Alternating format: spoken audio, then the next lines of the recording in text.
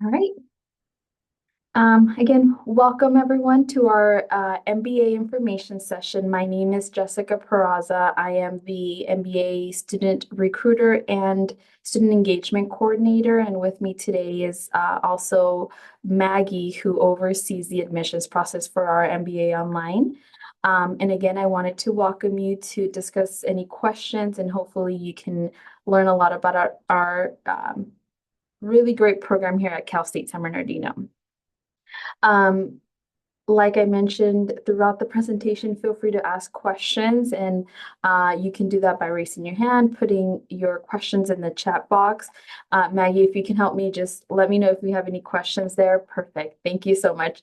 So we'll go ahead and get started. So our Master's in Business Administration here at Cal State San Bernardino, we're really proud that we have a lot of noteworthy distinctions. And one of the most important accreditations we hold is the AACSB accreditation, which only 5% of the schools in the entire nation hold this accreditation. So that in itself should give you an idea of the quality program that we have here at Cal State San Bernardino. Due to in part of the accreditation and also the curriculum, as you can see, we're often recognized as some of the best business programs in the US by the Princeton Review. So again, just so you can get an idea of some of the distinctions our program holds. So in addition to the accreditation and the distinctions that our program has, a lot of students end up choosing Cal State San Bernardino to pursue their MBA program for a couple of reasons, and some of those include, of course, like I mentioned, the accreditation, the quality of the program, but also we offer evening, weekend, and even fully online course options.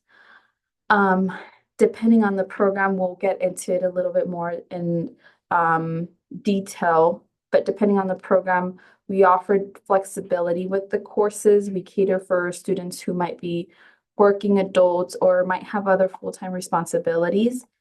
Our program also offers study abroad opportunities, graduate assistantships, and we have a dedicated student advisor that would help you throughout the entire program to select the courses you need to graduate. I know student advisors might be common at the undergraduate level, but it's not a very common opportunity for you to have a student advisor at the graduate level. So that's something that we do offer in our program. And last but not least, one of the most affordable MBAs in our region. We'll go into detail about the cost, but for the value of the program, meaning the accreditation, the curriculum, paired with what the cost of the program is, you'll find that it's a very attractive program. So again, like I said, that's just some of the reasons why students are choosing the MBA program here at Cal State San Bernardino. Now, in terms of what you need to get admitted into the program, we do have two different programs. We have a traditional MBA that has concentrations, and we have an MBA for executives, and that's for students who have at least 2 years of professional experience at a leadership level. Okay, we'll talk a little bit more about the differences, but regardless of which program you pursue, what we'll ask for you to submit as part of your application to the program is that you have a bachelor's degree from an accredited institution. We're looking for a 3.0 or higher, ideally. However, we can go down to a 2.5 if needed, just depending on your experience. We'll look at your application in a holistic manner to determine if we can go down to a 2.5. So as part of your application, we'll ask for you to submit your transcripts. Unofficial transcripts are okay at the point of the application, so you can upload unofficial transcripts so that we can verify your bachelor's degree and your GPA. And then once you're admitted into the program, we'll ask you for the official transcripts. We'll also ask for one letter of recommendation from a professional recommender. So that could include your employer, supervisor, an instructor, one of your professors, that someone who knows your work. So it can't be a family member or friend. Again, it would have to be a professional recommender. And typically the way that's submitted is within the application portal, you'll submit your recommender's contact information and we'll electronically let them know that you are asking for a recommendation. Francisco, I see your hand. I'll address it right after I go through the program requirements. We'll also ask for you to submit your official resume. And I mean, your most recent resume, and we want it to be as detailed as possible because that's what we're going to use to determine what your work experience looks like. We'll also ask for a statement of purpose. So 300 word statement with the reasons why you're pursuing our MBA program and why you would be a good fit here. And last but not least, after you've applied and submitted the application, you would schedule an application interview with me. We'll send you the instructions on how to do that. But again, it is required for everyone who's applying to our program. Now, be mindful that we accept all backgrounds and majors. You don't have to have your bachelor's in any specific major. It could be completely different from business, as long as it's an accredited bachelor's degree with the right GPA. Now, Francisco, I'll go ahead and answer your question. Now, what was your question? Yes, thank you. Just my question was regarding the transcripts. Do we still have to submit official transcripts if we're, let's say, already attending Cal State San Bernardino and we're just applying for the master's program? The master's? That's a good question. If we already have your transcripts or if you attended with us, you're completing your bachelor's with us, you don't need transcripts. We'll have your records on file. That's a good question. Okay. Thank you. Thank you. You for asking. Yeah, so if you're graduating with Cal State San Bernardino, we'll have your records on file.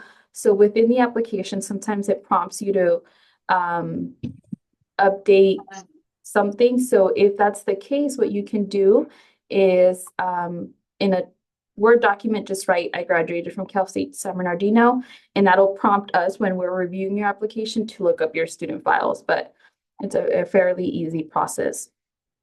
Thank you. Francisco, did you have another question or is it still raised from before? No, sorry, I'll lower it right now. I have a question. Okay. Yeah, what was your question? I'm not sure if this was already answered.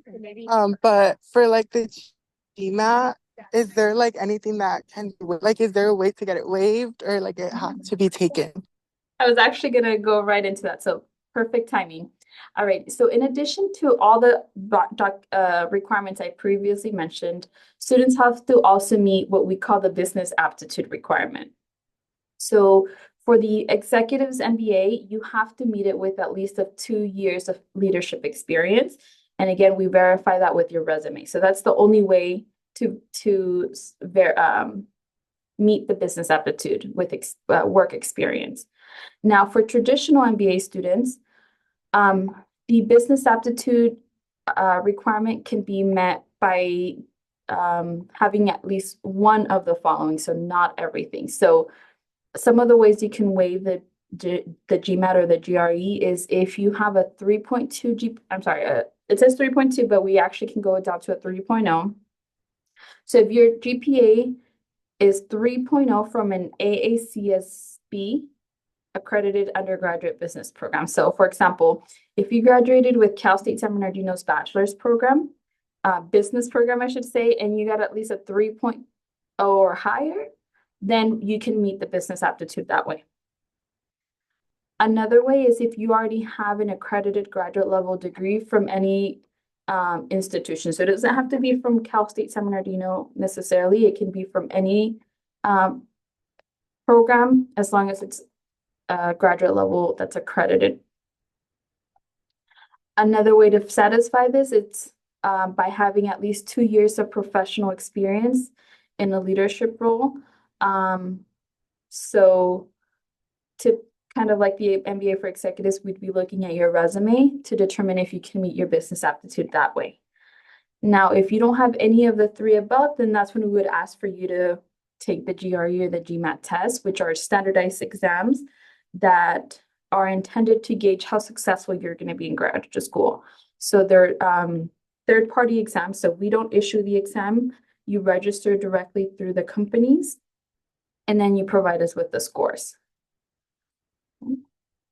Any questions on any of those items? Hello? Yes. And please, for the GRE and GMAT, is there any waiver on it?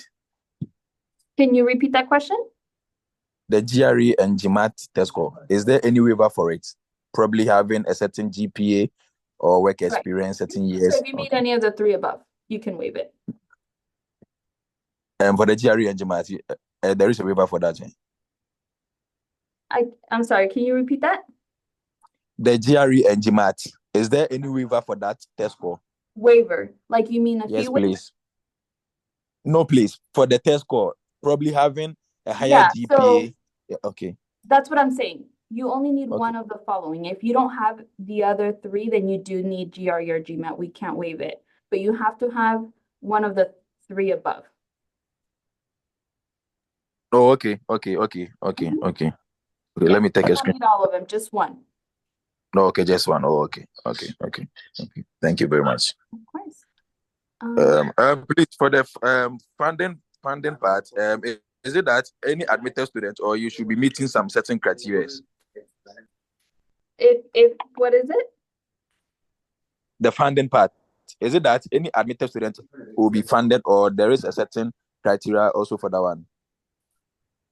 I don't understand your question. I'm sorry. For funding, Funding, do like you have to meet? paying Hello? for it? Hello? Yes. Please, I was talking about the funding. Do That you like have to meet the a fee for the certain? tuition fee or what is Yes, that? please. Towards your tuition fee. Okay. Do you have to meet a certain requirement or just once you've been admitted, you'll be considered for funding? We don't offer tuition funding. We'll talk about financial aid options, but the Okay. department, we don't offer financial tuition funding. Oh, So okay. yeah, we'll talk a little bit Okay. more about the cost and what that's going to look like and some financial aid options. Thank you for asking that. I do have a question. Is the executives MBA and the traditional MBA different, or is there a different application process? So the application process is very similar. You still go through Cal State Apply to submit the application. You just need to select specifically which program you're going to be pursuing. When you're selecting the traditional MBA, it does come with concentrations. So in that sense, that kind of guides me to the next question. So you'd have to select at the time of the application what concentration you're pursuing. Now, for the executives MBA, like I mentioned before, the only difference is that you do have to have at least 2 years of leadership experience for the executives MBA because it's intended for executives seeking students. So students who already have a lot of business knowledge. Now, the traditional program tends to be a little longer than the executives program, again, because it's assumed you don't have you don't necessarily have a lot of business knowledge, you don't need any experience, and you have a concentration. We'll talk about your concentration options in a bit, but the traditional option is offered either on campus or in hybrid modality. It's not offered fully online. So again, if you're looking for the traditional MBA program with concentrations, it's offered with on-campus classes or hybrid classes, meaning some of them might be offered on campus, some of them might be online, but it's not fully online. For the executives MBA program, we do have that option both fully online or on campus or hybrid. I'll let Maggie talk a little bit more about the online executives option so you could get a better idea of how that program works. Hi, everyone. I'm Maggie. I am the student advisor for the MBA online for executives. So happy to see everybody here. So for the online executive, this program is geared towards working professionals, someone that wants it fully online Our curriculum is the same as the executive on-campus track.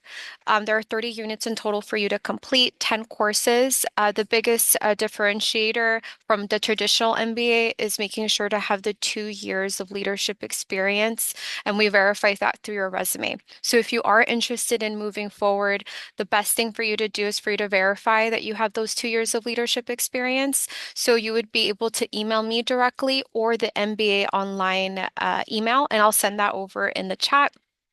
For us to verify. Jessica is actually the one that reviews it. When she gives me the approval, you are eligible to apply. As your student advisor, like Jessica had mentioned, we are one of, obviously, grad programs aren't known to have any advisors, but Cal State San Bernardino is able to have someone like me help you through the entire application process. Going into a master's program is pretty scary, so use your resources. We're here to help. And as far as the requirements, they're pretty much the same as far as admissions criteria goes. It's going to be verifying yourself with the resume, the Cal State Apply, your GMAT and GRE is also required. However, like Jessica had mentioned, the business aptitude requirement is waived if you have a 3.0 or above in your undergraduate degree. So just keep that in mind. I'll be putting over in the chat my email, my phone number, and I'm also available through advising appointment if you want a one-on-one appointment. And I have Francisco. I'm not sure if it's going to be for the online program, but I can try to answer your question. You can unmute yourself. Yeah, so just to clarify, Mhm. you mentioned the GRE GMAT test, but those technically, if you qualify for the online executive, you've already qualified for the waiver, correct? Correct, Because of yes.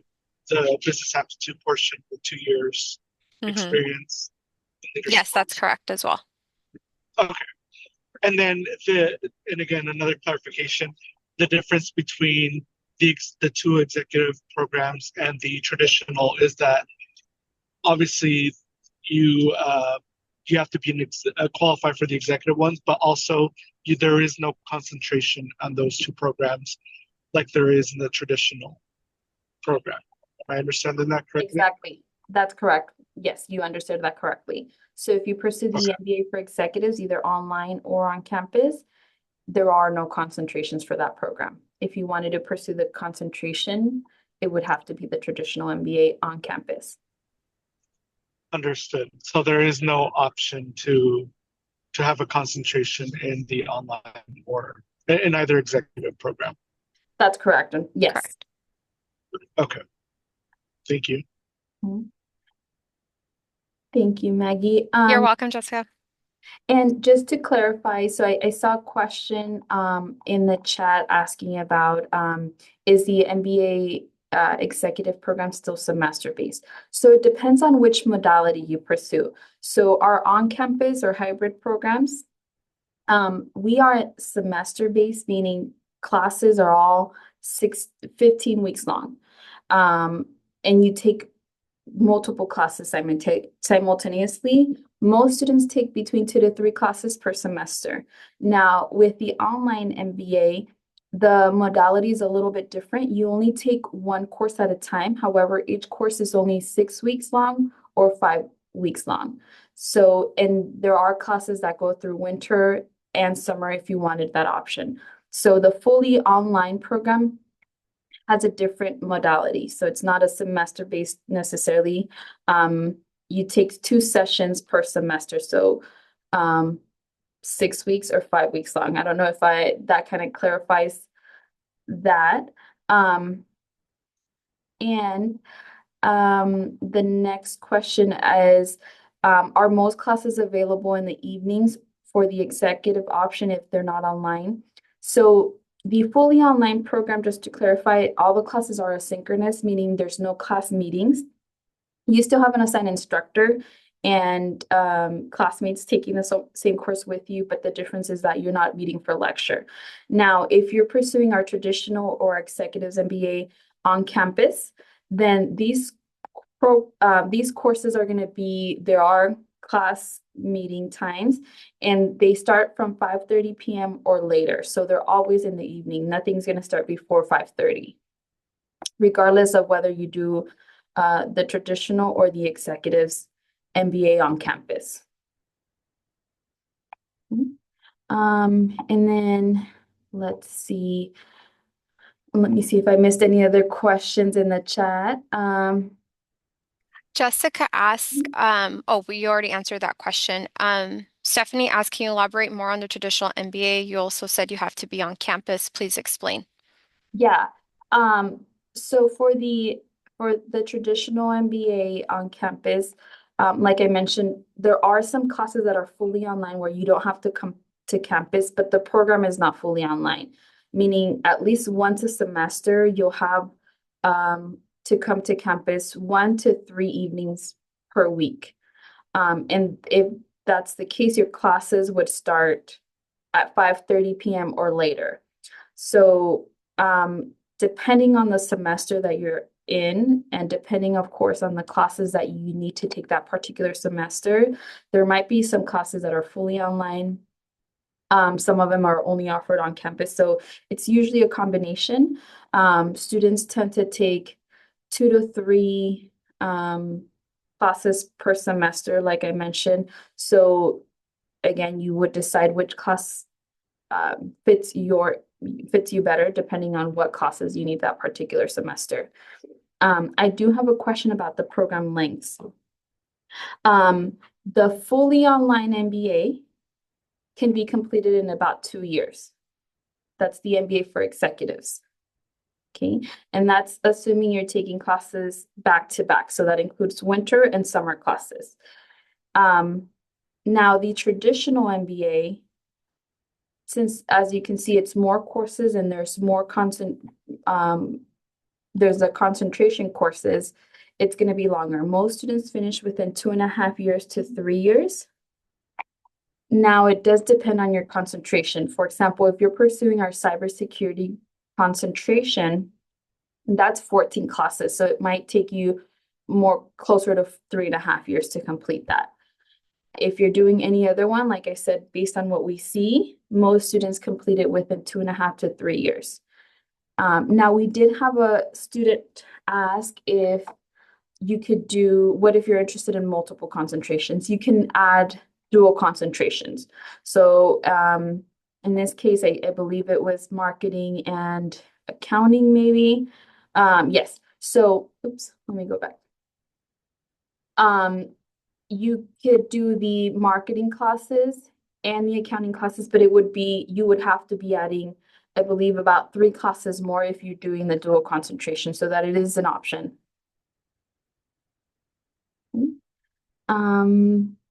I'll let you take a look at the concentrations, and while you do that, I'm reading some of the questions that we have.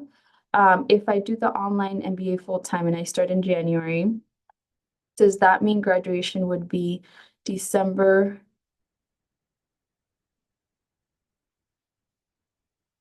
So it would be January around, so your class would end probably around December 2026. That's when the classes typically end. There's 2 classes at the, let me go back really quick, just so you can kind of gauge. So for the online MBA, there's 10 academic courses. And then what we don't include here is there's 2 what we call capstone courses. So it's a total of 12 courses in reality, but the 2 extra you're not getting charged for. They're the capstone courses, and what they are, they'll be added as classes in your schedule, but it is a portfolio where you collect the information you've learned throughout the program. And the second one is a comprehensive exam. So they are required for you to graduate, but you're not charged for them. That's why we tell students it's 10 courses plus the 2 capstone courses. So I hope that doesn't confuse you, but just so you can get an idea, the reason I'm bringing that up is because depending on how long it takes you to complete those 2 capstone courses, some students it takes them longer than others.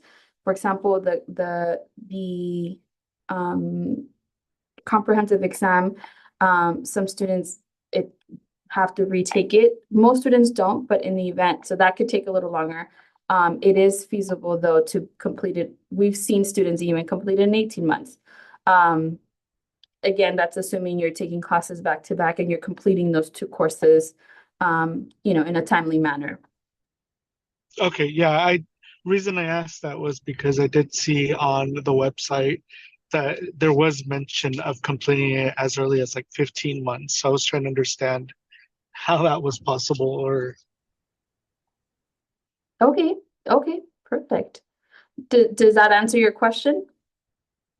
yes, it does. So I guess how I understand it is it typically takes about 2 years to do the online executive MBA, but that it's also dependent on being able to complete the other two capstone courses. Correct. Yeah. Okay. Perfect. So I see also, I see another question. I received my degree from a different country, but have completed some related courses in the community college. Do I still need to take the English proficiency test? Yes, so if you don't have at least 3 years of academic courses in English, or your most recent degree, then our international admissions department will require that you show proof of English proficiency. In terms of your experience, that it sounds like based on what you're telling me, you'd meet the experience. So that would count towards the business aptitude requirement. The English proficiency specifically for students who don't have at least 3 years of full-time academic experience in English.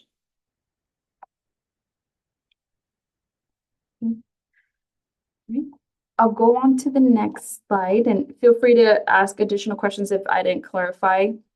But I don't see any other questions, so we'll discuss the cost breakdown. I know in the past we previously brought up the funding. So this is where we kind of break down the cost of our programs and different ways in which you could fund your degree. So for our traditional MBA program, if you're a California resident and you're taking around 3 classes per semester, we estimate that going to cost you roughly between $37,000 to $43,000. The reason why there's a range is because, of course, tuition fluctuates every semester. It typically doesn't fluctuate tremendously, but it does. And then also, if you're pursuing the cybersecurity concentration that has more courses, it's going to be cost you more. If you're an international student or a non-resident, the cost can be between roughly $53,000 to $61,000. Okay. And again, this is an estimate based on you taking 3 classes per semester. If you're pursuing the MBA for executives on campus and you're taking 3 classes per semester, it's going to cost you roughly about $30,000 if you're a resident and around $43,000 if you're a non-resident. Okay. If you're a fully online student, regardless of how long it takes you to complete the program, the cost for the fully online MBA is going to be $33,000, and that doesn't fluctuate because very rarely do we change tuition. Last time we changed it, we actually lowered the cost. So just so you can get an idea, the reason why that doesn't fluctuate is because you're charged per unit, not per semester. So there's an idea so you can kind of compare when you're looking at different MBA programs. You'll see, like I mentioned, that it's a very competitive price. For other programs, even UCR, for example, they have also an AACSB accredited program. That's a really good quality program, but their program's around 90,000 or higher. So that in itself, just so you can get an idea of what the different costs are. Now, I know a student previously asked if we help fund the degree. So unfortunately, because our tuition is already really well priced, we do not help fund for your degree, but there are different ways for you to finance your degree. If you're a resident student, you can apply for FAFSA, which would be an application for student loans that you would use to pay your tuition up front, and then you'd pay back, after you've completed your program. The FAFSA application would also put you in for consideration to the SUG grant and also the graduate business grant. Grants are typically based on income and household size, so a lot of the times your income might determine if you qualify for free money or just loans. In addition, we do have graduate assistantships available that you can apply for. Now, of course, the process for graduate assistantships is they'll be posted, and then students who are interested in those assistantships would have to apply to be considered for those positions. Any questions on any of these items? I don't know if that helps clarify some of your questions, Rafael.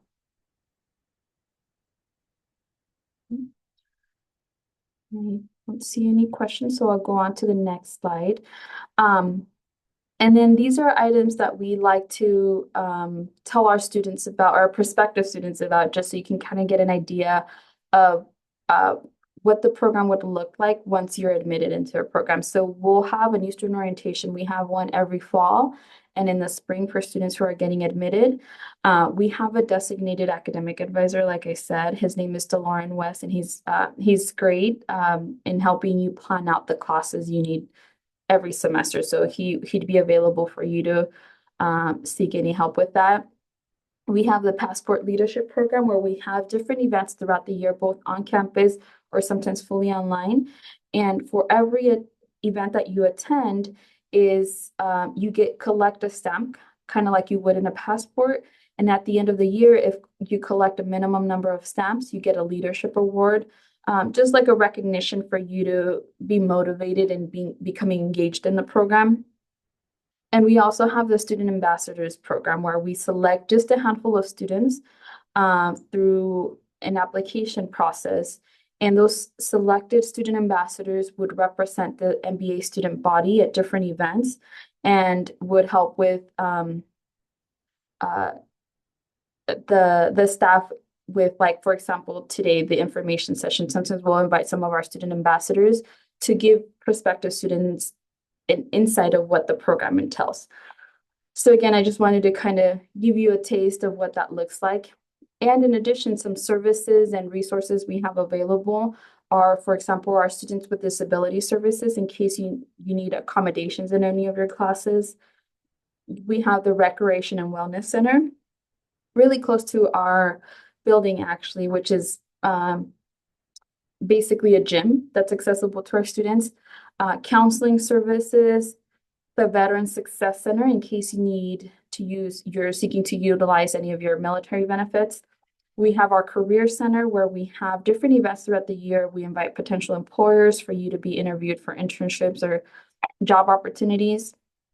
A lot of fun sporting events.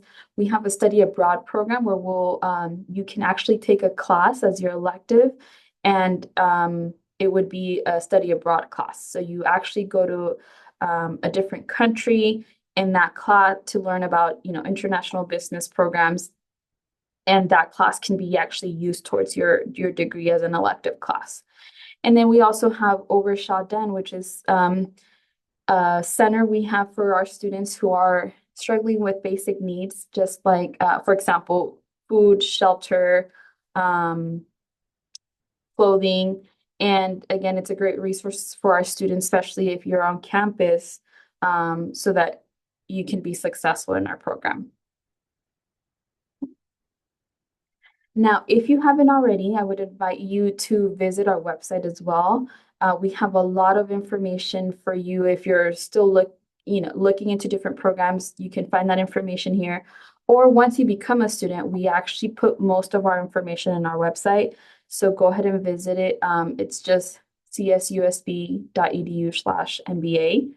And I was going to say something and I forgot, but go ahead and visit our website.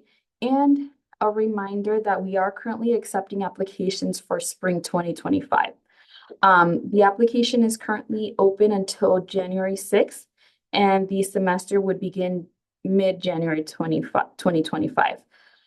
Now, if you're an international student, the deadline is November 1st because it takes us longer to evaluate foreign transcripts, but we encourage for you to not wait until November 1st, especially if you are seeking a student visa. That process, as you might already know, for the I-20, it could take a while for you to schedule your appointment. So again, even though the deadline's November 1st, I would encourage for you to apply no later than September to give you more time to seek the student visa. Now, for the fully online program, students who are seeking that program, we are still accepting applications for fall session 2, which would begin mid-October, right, Maggie? October 14th would Okay. be the start date. Perfect. And the deadline, correct me if I'm wrong, to apply for fall session 2 fully online is September 11th? I had it listed as the 4th, so it would Okay, be so today. okay. So if you are interested in starting in October, today would be the last day you can actually apply for the program, and documents are due, I believe, a week after the deadline. If that's too soon, the next available session 1 for spring would open. It's already open, so if you wanted to apply for spring for the fully online, you can. The deadline to apply for spring of 2025 would be for the online version is November 12th. And the start date would be for us January 21st of 2025. I'll put the deadlines on the chat. And Jessica, there's a question that I feel like would be helpful Okay. for most students. Kyle asked, what is the typical time commitment per week for semester and per session? Okay, yeah, of course. So typically, of course, different students study, at different rates. It's kind of like running a marathon, right? Some people need a little bit more preparation than others, but at the end of the day, usually the rule of thumb is to dedicate around 9 to 10 hours per course per week. So that can give you an idea of for the online program, because what's happening is you're only focusing on one subject at a time, but it's only 6 weeks long. So it's still manageable because again, it's only one subject, but you're trying to do everything that normally is covered in 15 weeks in 6 weeks. Okay, so normally students, I tell students or encourage to set aside 9 to 10 hours per week. Of course, that can vary between, week to week. Sometimes there's bigger assignments due, whereas maybe the first week isn't going to be as heavy. And of course, your readings is usually what takes up the most of the time. Now, for if you're on campus, I also usually recommend around 10 hours a week, but keep in mind that when you're on campus, you're juggling maybe 2, 3 subjects at a time. So even it's a slower pace, but you have to break down your time between 2 to 3 classes. So I just wanted to kind of paint a picture of what that would look like. I hope that helps answer your question. And like I mentioned before, our program is catered for working adults. Most of our students actually work full time and they're pursuing our program, even those who come to campus as well. So our instructors know that and they try to be flexible. Of course, they're not going to waive assignments, but they try to be flexible as long as you're communicating. So I always tell students, make sure that you're communicating with your instructor if you need time. It's up to the instructor's discretion, but you'd be surprised how flexible they are, and if they see that you are communicating, they usually do well. I see a question, graduation rates for these programs. That's a good question. I don't have a specific rate of like this percentage of our students graduate, but just from my experience, I would say most of our students graduate. The ones that don't graduate isn't because the program's too difficult, but rather because, for example, they're moving out of the country, they had a their family dynamic changed for whatever reason, or, personal reasons. So sorry, I don't have a specific number, but like I said, just with working with our students, I would say very, very few students drop out of our program. So we're proud of that. Like I said, I'm sorry that doesn't answer your question, but that just so you can get an idea. Yeah, and most of our students don't struggle with the classes. It's just learning how to manage your time. I think that's the biggest factor, managing your time and multitasking, because again, you might not be a full-time student in our program. So that's the biggest thing. Now, I did want to let you know we are on social media. We are on Instagram, on Facebook, LinkedIn, on YouTube. I would encourage for you to follow us on any of these platforms. We tend to post information on admissions, but also if you end up becoming a student with us, we'll post different events or just different activities throughout the campus or our program. So definitely follow us if you are on these platforms. And if you wanted to schedule a one-on-one appointment with me to talk about the admissions process more detailed, or your specific scenario, feel free to scan the QR code and it'll link you directly to my scheduling page. So we can help you with that. Francisco, go ahead and ask your question. Yeah, regarding the letter of recommendation, do you guys have any specifics or a handout of some sort of what you're looking for in the letter of recommendation so that we can provide that to those that were looking to ask for a recommendation letter? Yes. So when you send out the application, I'm sorry, if you're going to be using the application portal to collect your letter of recommendation, that will automatically send your recommender a form that would give them an idea of what we're looking for. So what characteristics, but there's not a specific something specifically that we are looking for necessarily, as long as they can speak to your work. I know I tend to tell students, don't overthink the letter of recommendation or the statement of purpose. They're important, and I don't want you to just, write whatever, but it's more to get to know your work and get to know you a little bit more. So I'm pretty sure whoever you're selecting as your recommender already has good things to say about you. So there's not necessarily something that we're looking for. I don't think I've ever denied anyone based on what their recommender said, but because they typically, say good things about you. But like I said, if it helps, when we send out the letter of recommendation electronically, it'll have a form for them to go off of. Got it, understood. And can it be a professor that can write the recommendation letter as well? Absolutely, yeah. Okay. Absolutely. Thank you. Of course, thank you. All right, well, thank you everyone for your questions. Those are actually all the items I wanted to discuss. So again, thank you for joining us. Hopefully